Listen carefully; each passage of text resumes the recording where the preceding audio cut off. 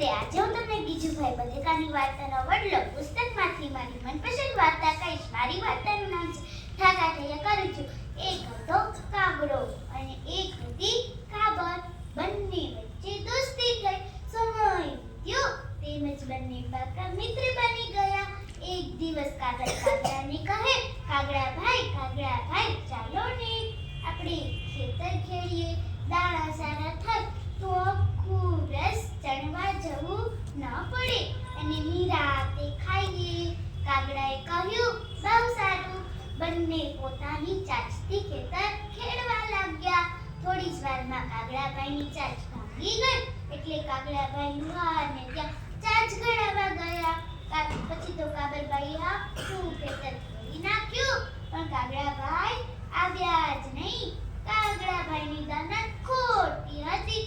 ઝાડ પર બેઠા બેઠા લુહાર સાથે ગપ્પા મારવા લાગ્યો.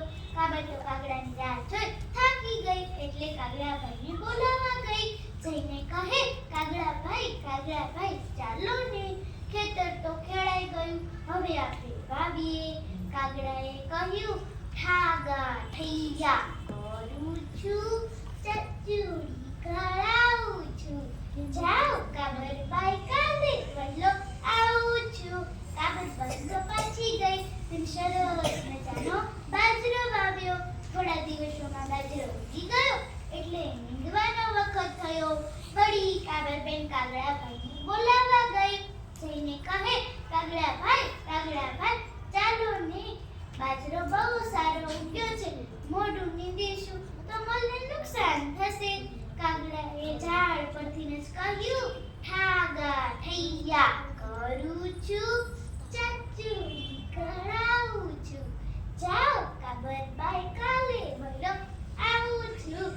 કાબરબાઈ તો પાછી ગઈ. તેને આખું ખેતર નીંદી નાખ્યું. વખત જતા બાજરો પાકી ગયો એટલે કાપણીનો સમય થયો.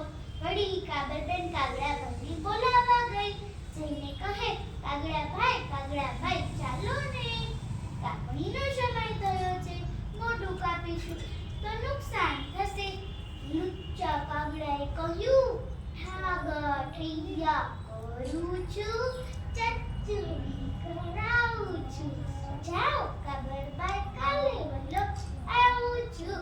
કાબરબાઈ તો પાછી ગઈ. કાગડાભાઈની એક વાતમાં નિરાશ થઈ ગઈ. તેની ખીજમાં આખા ખેતરની વાટણી કરી નાખી.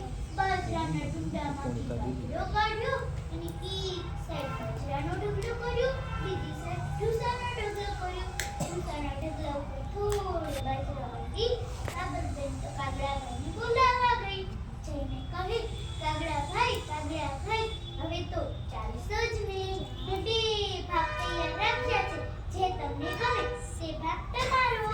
કાગડાભાઈ કહ્યું, કાબર બહેન, હવે તો મારી ચાંચ પણ સરખી થઈ ગઈ છે. ચાલો બંને ખેતરે આવ્યા. કાગડાભાઈ તો મોટા ભૂસાવાળા ઢગલાને જોઈ રાજીના રેડ થઈ ગયા. તે તો મોટા ભૂસાવાળા ઢગલા ઉપર જઈને બેઠા.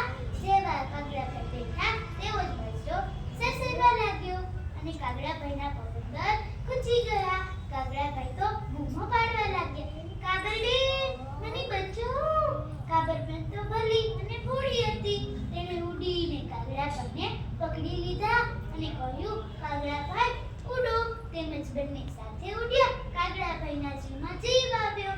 કાગડાભાઈ તો કરકરી ઉઠ્યા, કાબરબેન મારી ભૂલ થઈ ગઈ. મને કામમાં બહુ આળસ થતી, પણ હવેથી હું કામમાં આળસ નહીં કરું. તમારી સાથે રહી મળીને ખેતર ખેડીશ. કાબરબાઈએ કાગડાભાઈને માફ કરી દીધા અને કહ્યું, કાગડાભાઈ આમાંથી થોડો બાજરો તમે લઈ જાઓ. અને મારું પરિવાર તો નાનું છે.